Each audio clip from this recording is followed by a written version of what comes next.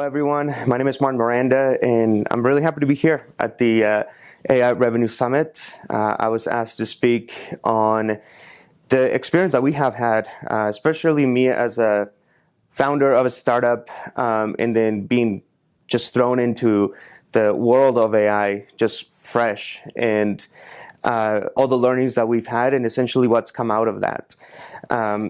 Before we dive into stuff, I wanted to show you guys some memes. because I love memes, and I don't know if I'm friends with some of the speakers like Jeff Crane, love that guy, Brian Christensen with all the AI, love those guys, and I'm a jokester. I like to laugh, and so I don't know how many of you out there like to laugh as much as I do, but check this out. All right, so I went and pulled some memes. And this is not even a meme, but that dude has like a foot in his mouth. It is really bad. These were some of the first AI iterations. Second one here, this one's probably my favorite. Everyone says that AR will make designers obsolete, and there's AI accepting the job. This one, when ChatGPT is the only one who truly understands my weird sense of humor. I'm probably the only one that's laughing at that one.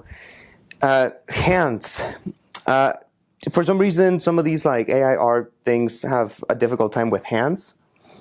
And oh, this was savage. My current projects are EventStack and Spaghetti.ai. Those are the two that I'm currently working on. And this is actually something that all came about through some conversations with Jeff Crane. He actually invited me to be here, and when then I received the invite from Revenue Summit, I thought that was just a cool platform for me to explain to everybody what we've done so far as utilizing AI in a way that's helped us sell bigger and faster. And what I think is kind of crazy is we essentially started EventStack back in 2020. We had this crazy concept of eventually creating software that can do most of the heavy lifting for you as far as your event planning was concerned, and then eventually figuring out ways to help you monetize your actual events. And the two primary things are going to be ticketing, which accounts for about 40% of corporate event revenue, and about the remaining 60% in sponsorships. And so we wanted to do something that allowed the end user to have less human touch points, less things to worry about. And so we were introduced to AI, deep into our project at EventStack, and that kind of changed the entire thing. And so what I'm going to be kind of going over is explaining, trying to portray to you guys and explain to you guys how we've essentially been able to, through a combination of applications, been able to accomplish a lot in a short amount of time. And then all of that's actually getting spun into its own apps. We're working with organizations that want to use what we developed within EventStack, internally at EventStack, in a white label fashion. And so there's going to be more about that I'm going to be talking about in showing people in the next few weeks. But the point that I want to drive home here is how we did it. I'm not a developer myself. Of course, I understand systems. I understand how all that works. But the awesome thing here is what my co-founder, Jonathan, was able to do, and how we were able to work together in coming up with these crazy ideas and concepts of how if we put this app and hook it up to this app, and then we integrate this part right here with AI, and then this, response goes to this, Slack channel, and it does X, Y, or Z. How putting all those things together essentially will allow you to create what I refer to as a race car, or turn your company into a race car. Think of a Tesla, right? It's awesome. Maybe not a race car and a Tesla, but think of how fast you can accelerate when you're driving an electric car. and how quickly you can also break by utilizing the regeneration system that they have. Anyway, my point being, when you utilize AI in the proper way within your organization, I think you are able to create elements of your organization that operate very much like a race car or an electric car, that allow you to move faster, that allow you to have a lot more control. Electric cars are able to accelerate much faster, brake a lot quicker. That is essentially the point of having this whole idea of a race car. And so a fun fact, something I think is actually kind of funny, is the biggest cause or the biggest contributor to automobile accidents is actually a difference in speed. It's not even speed itself. And think of a fast car approaching a stopped car. Well, the stopped car or a car that's going too slow, it's also going to play a role in that. And so what we want to do with our organizations is to turn them into a race car, to have more control. So with that said, I'm going to tell you guys a little bit of the story of how, what happened essentially at EventStack, that we had to take a look at a number of things. So about 9 months ago, we looked at our leads and all of our prospecting patterns at EventStack, and we're not prospecting well at all. We were closing deals, the leads that were coming in, but we're not necessarily prospecting, doing really good outreach that wasn't already coming in organically.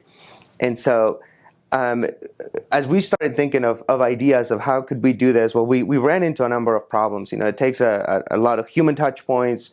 A lot of times it takes somebody that can just sort through data, somebody that can analyze a number of potential prospects, etc. And so we quickly realized that we were going to have to do something else. So we started messing around with AI. And so quickly we found out, and this is essentially kind of the premise of everything, why now?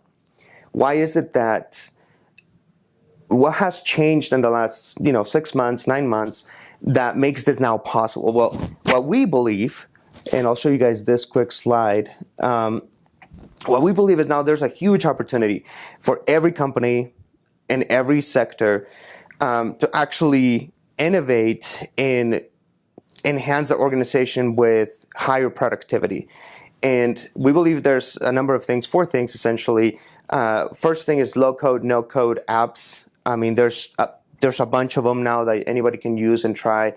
And there's also, of course, AI, and I'm talking about LLMs like GPT. Those are going to be, you guys know how incredible those are.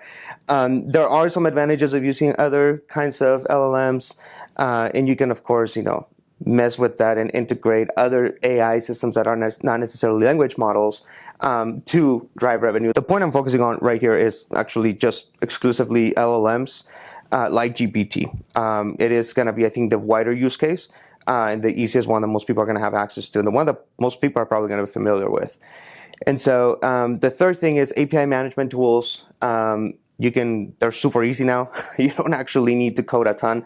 You do have to have the knowledge. And so that's, of course, necessary. And the fourth one is dynamic websites, things like Webflow. And so all of these different things we believe have now essentially created an opportunity where you can create apps very fast.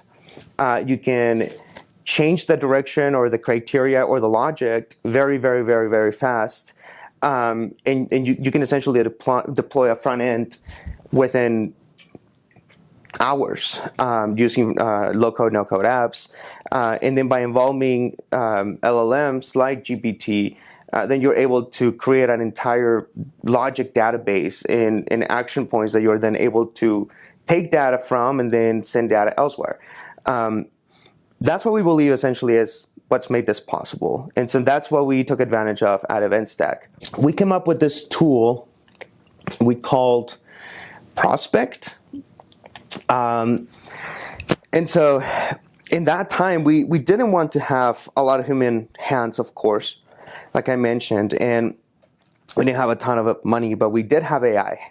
And so what we decided to do is we paired that with the apps that we were already using. So like I mentioned, we took things like Webflow, HubSpot, Glide, there's Bubble, there's Builder.io, I think is what they're called.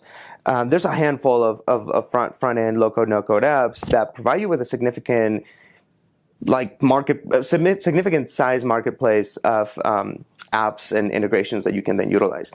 But anyway, what we did is we connected all these other apps with to GPT to do specific things. And so out of that, we essentially created two apps that were pretty cool. We created one called, we have to name everything at EventStack. So we called it Prospect, and it's Prospect all without vowels. And just prospect.ai. We're spinning it out as its own thing, right? That people can try out. But here's what it helped us do. And my whole kind of point here is how I can actually help you sell bigger and faster. What this allowed us to do is we would essentially crawl by utilizing different apps. We would crawl the web, and by entering just a zip code, we were able to find the right kind of prospects by altering the personas that we were actually searching for. And so then we would use front-end, no-code, low-code apps to display all this stuff to us. Then we would then choose whatever prospects or potential customers that we found that we wanted to reach out to. Once we had favorited them, just add a little heart to them, then we would go to our favorites, and then we could initiate marketing campaigns from there. And so for that, we would be using data enrichment tools, and we'd be using scraping tools to get public information such as phone numbers, emails, addresses, etc. By putting all that together and then letting AI take all the criteria that we've gathered from these data enrichment tools, then we were able to provide and create a concise marketing sequence, and that could be applied primarily to email. It's how we were doing it. But then we found all these other use cases. It can be done, you can feed another app your voice and then have it like send phone calls or voicemails with your voice, all that kind of stuff. And so we thought that was pretty cool. But it all just begins with entering one single criteria point, in this case, a zip code. And so we kept it super simple. The second tool that we built that we thought was pretty cool, we called Spot Mail. I just laugh at the little names that we come up with, because this tool actually specifically works with HubSpot. And so what we did is we were essentially we're going back looking at a bunch of deals that we had, and it was just a significant amount of time to try to gain all that context, to read all the emails that were logged into HubSpot. It was a lot. And so what we decided to do is we built a tool that essentially we would feed it the specific account email. It would then scrape HubSpot, or it would go through HubSpot and summarize the entire email conversation. Well, in the entire thread, and that could have been months, years of conversation. So it would just piece it all out for us. Then we took it a little bit of a step further.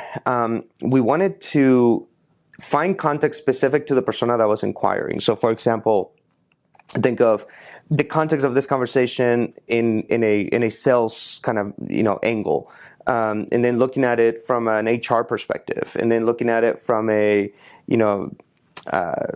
marketing perspective, etc. And so we try to think of things that HubSpot already kind of offers. And so there's things like the sales persona, marketing persona, customer service persona, and there's one more I thought. But essentially we created different personas that then you would get the same, like it's the same conversation, but of course it's summarizing it within the context that actually matters most to that individual that's inquiring. So we put those two apps together under the name of Spaghetti, and you can see that slide there. We called it the Spaghetti family. It's just Prospect.ai and Spot Mail. These things are not even, well, they should be live by the time this is airing to all of you guys. But whole point of this is it's kind of twofold. Wanted to show and kind of talk through what it's like, or what it was like for us that we had one problem. We knew that we were essentially leaving money on the table, and we knew that we could continue to inquire with old leads. And so essentially SpotMail helped us to rekindle some of those old conversations. And then with prospect.ai, we were able to prospect completely cold new customers. And it's also kind of interesting because of our business model. We use it to prospect our customer, but then we also use it to prospect our supply, meaning our venues. And so it's actually kind of funneling both things for us, which is really cool.